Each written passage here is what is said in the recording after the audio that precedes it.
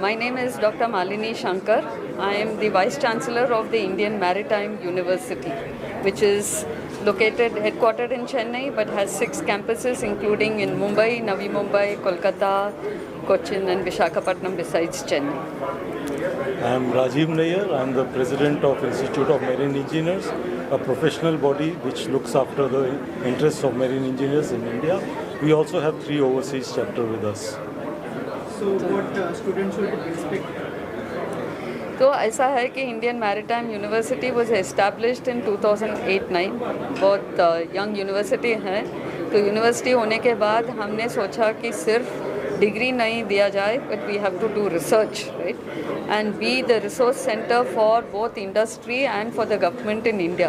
क्योंकि आजकल आप देखेंगे तो मैरीटाइम सिक्योरिटी के बारे बहुत कुछ हो रहा है, मैरीटाइम सी रूट्स के बारे बहुत कुछ हो रहा है, world wide geopolitics change हो रहा है, और उसके लिए the universities have to contribute to strengthening this.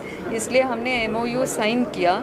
तो IMEA के तरफ से वो बहुत प्रोफेशनल बॉडी है, वो सब हमारे यूनिवर्सिटी जो अस्तित्व में आए उसके पहले जो इंस्टीट्यूशंस है उसमें उसके अलमनस हैं ये सब। तो अब साहब बताएंगे। तो जो रिसर्च एंड डेवलपमेंट का जो काम है वो हमारे को लगता है कि एक बहुत ज़रूरी चीज़ है। ये एक ऐसी चीज़ है जिसमें जितना भी आप इन्वेस्ट कीजिए, जो रिटर्न वो देगा इन टर्म्स ऑफ आगे के लोगों का फ्यूचर बेटर बनाने के लिए। तो इसमें हमने 2 जूनियर रिसर्च फेलोशिप्स को 2 साल के लिए सपोर्ट करेंगे, और ये हमारा एक सॉर्ट ऑफ कर्तव्य है। हमारा जो एम है वो है कि हम अपना मेरीन इंजीनियरिंग के प्रोफेशन को आगे बढ़ाएं और ऐसे लोगों को इनकरेज करें जो कि रास्ता आगे का दिखा सके, कि स्पेशली जैसे मैडम ने कहा कि चीज़ें बदल रही हैं, कि इस बदलते हुए टाइम में हम किस तरह से ना ही उस टाइम को ये ना हो कि कुछ हो उसके बाद पता चले, ये हो कि हम बता सके कि ये होगा, इस तरह से तैयार है। तो ये हमारा इस वक्त एफर्ट है साथ में मिलके इसको आगे बढ़ाने का, ताकि India as a maritime nation progress कर सके। और ये 3 लेवल में देखना चाहिए। पहला लेवल है एकेडमिक्स, जो जितना पढ़ाई करते हैं वो इंडस्ट्री के लिए यूज़फुल है क्या, वो काम करने जाते हैं उस टाइम उनको कितना ज्ञान मिलता है। तो उसमें एकेडमिक एक्सेलेंस के बारे में, वो भी इंडस्ट्री का इनपुट है, तो एकेडमिक एक्सेलेंस बहुत ज़्यादा होगा, इंडस्ट्री रेलेवेंस ठीक होगा। So academic excellence is 1। Second is research, जो साहब ने बताया, रिसर्च भी करना पड़ेगा, टेक्निकल रिसर्च भी करना पड़ेगा, और साथ साथ वो पॉलिसी का रिसर्च भी करना पड़ेगा, क्योंकि पॉलिसी किस डायरेक्शन में जाना है ताकि इंडिया का मैरीटाइम सेक्टर बहुत ऊंची पहुंच जाए। और थर्ड है इनोवेशन का, इनोवेशन इंक्यूबेशन, तो आइडियाज़ आना चाहिए। वो आइडियाज़ यूनिवर्सिटी में आइडियाज़ होगा, मगर एक्सपीरियंस अनुभव जो इंडस्ट्री में है वो आके ये आइडिया है, मगर आप इसके ऊपर संशोधन करके हमें दीजिएगा।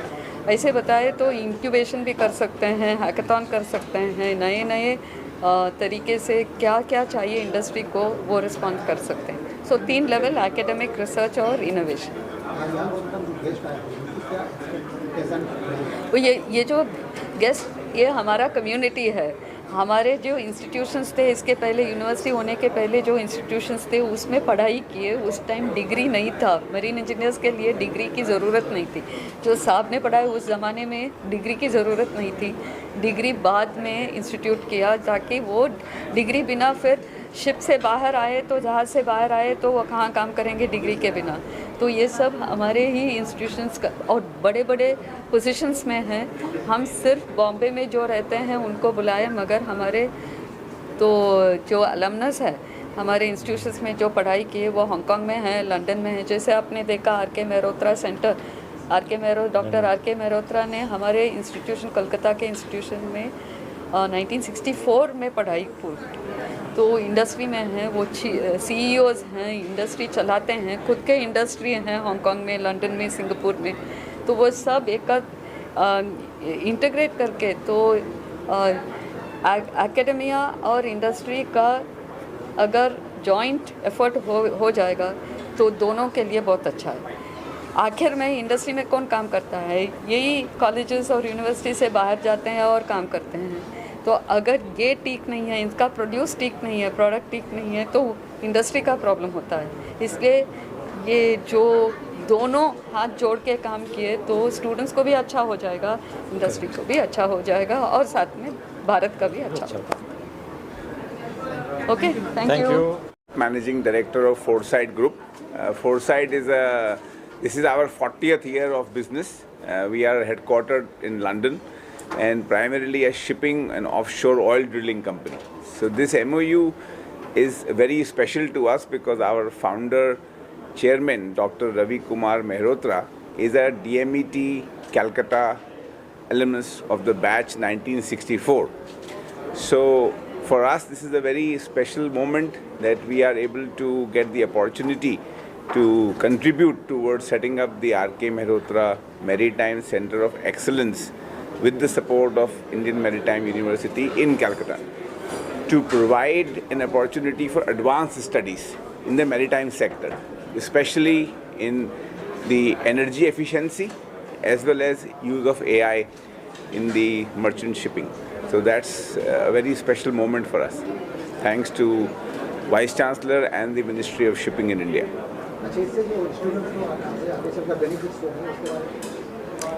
So India is the second largest provider of seafarers in the world, right? And we have a lot more opportunity first to become number one seafarer provider in the world, and we are at the forefront of technology and knowledge in the shipping fraternity worldwide. So this institute along in the IMU setup will enable us to provide the advanced studies for seafarers in alignment with the global needs. I am Malini Shankar. I am the Vice Chancellor of the Indian Maritime University, and today I feel very privileged on behalf of my entire team to have the Dr. Ravi Mehrotra Center of Excellence MOU being signed. And it's even more of a privilege because Dr. Mehrotra was one of our own alumnus of an erstwhile institution in Kolkata.